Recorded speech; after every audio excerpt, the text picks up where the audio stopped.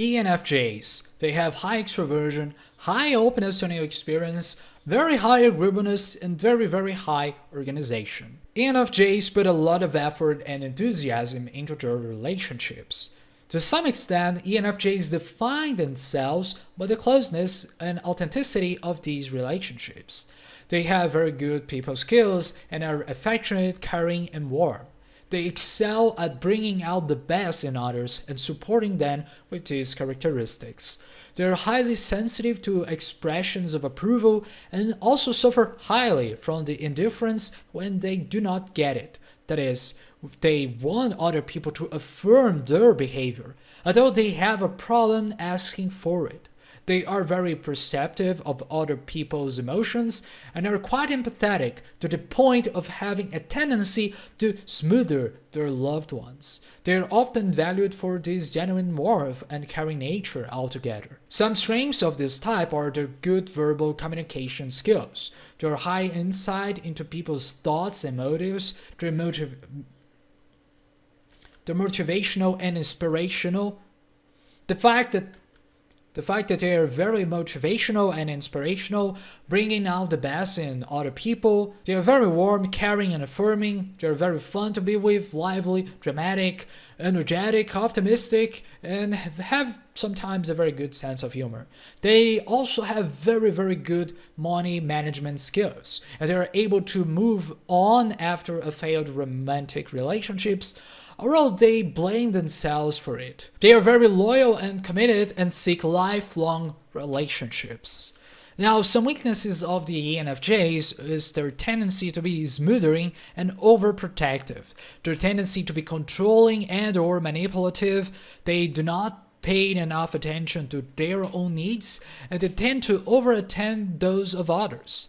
They tend to criticize opinions and attitudes that do not match their own or at least of their social group, and sometimes they are unaware of the social appropriateness of things, being extremely sensitive to conflict with a tendency to sweep things under the rug to avoid it. They constantly blame themselves when things go wrong and do not give enough credit when things go right. Their well-defined system of values make them inflexible in some areas.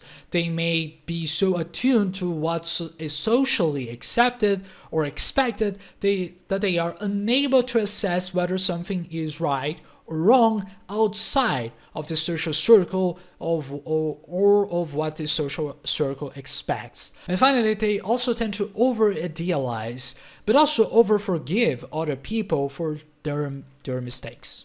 The dominant function, or the way ENFJ sees the world, is through the extroverted feeling function, or FE, which seeks to identify what is moral by knowing what those around them value, and then enforcing those values as a measure of maintaining peace in their external environment. This function gives the ENFJs their incredible social skills, and it is what can make them seem like phonies. Although their motives are not to take advantage of people, but rather to help them to be their best possible selves by being their possible selves. The FE dominant monologue is, I will make those around me feel comfortable and happy in a cohesive way by identifying what we are all mutually striving for. Next, as an auxiliary function, introverted intuition (NI) manifests itself as a high responsibility, giving ENFJs an understanding of how to achieve their goals, based on a keen intuitive perception of how various courses of actions are likely to unfold. It is as if they have a sixth sense, and all their guesses turn out to be right. Introverted intuition is also associated with extracting meaning from things. ENFJs are constantly analyzing their groups and trying to understand the hidden emotional meanings of their family members and close friends. Although they can be misled by others or by long-term situations because they are too focused on looking forward instead of remembering past problems. The NI auxiliary monologue is, how can I use my intuitive knowledge about how things are connected to achieve what I want? In ENFJs, extroverted sensing SE comes in third place. So it is not one of this type's strongest points and can be somewhat childish. It is what makes this type highly warm, clingy, and touchable out of a need to act in their physical space and give other people a good feeling. If it is not healthy, it can make them seem stubborn, critical, cynical, or dissatisfied, appearing controlling and bossy with the unconscious intention of repressing feelings of uncertainty and insecurity, leading them to overindulge in sensory and physical pleasures to release these emotions. The SC tertiary monologue is, I prefer to plan everything in advance.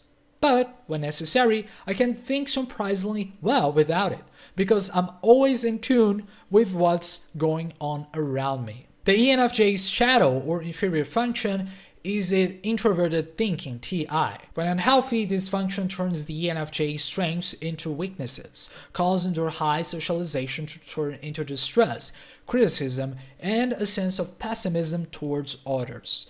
They tend to make up fantasies or elaborate complicated and seemingly logical stories to explain what is wrong with other people or with themselves. It makes them doubt their own intelligence and decision-making and make them feel inferior to others.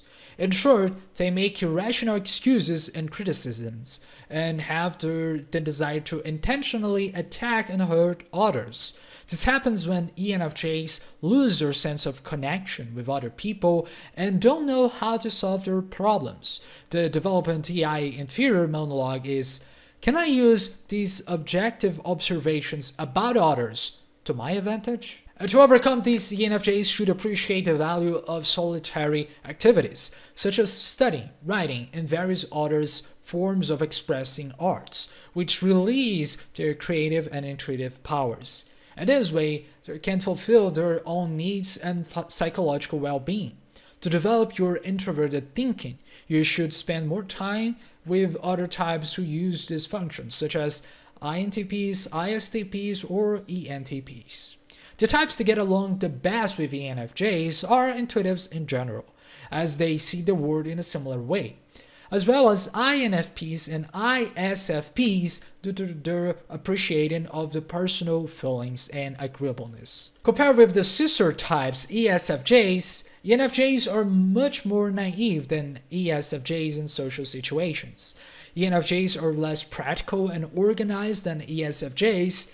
ENFJs are much more verbose than ESFJs, and while ESFJs are on average close to new experience, ENFJs tend to be more flexible in this regard, though not as much as other intuitives. Along with ENTJs, ENFJs are the most sensing of the intuitives, so to speak. In real life, there are people like Oprah and Martin Luther King Jr., both people of people. In fiction, there are characters like Marjorie Tyrell from Game of Thrones, who knows exactly what other people's motivations are and how to use them in her advantage. Caroline's other mother, who always knows what to say to make others do what she wants. And Wonder Woman, who always fights for causes like justice and the safety of others. There is also Mufasa from The Lion King, Rachel Ambers from Life is Strange, Irith from Final Fantasy VII, or Polly Gray from Peaky Blinders.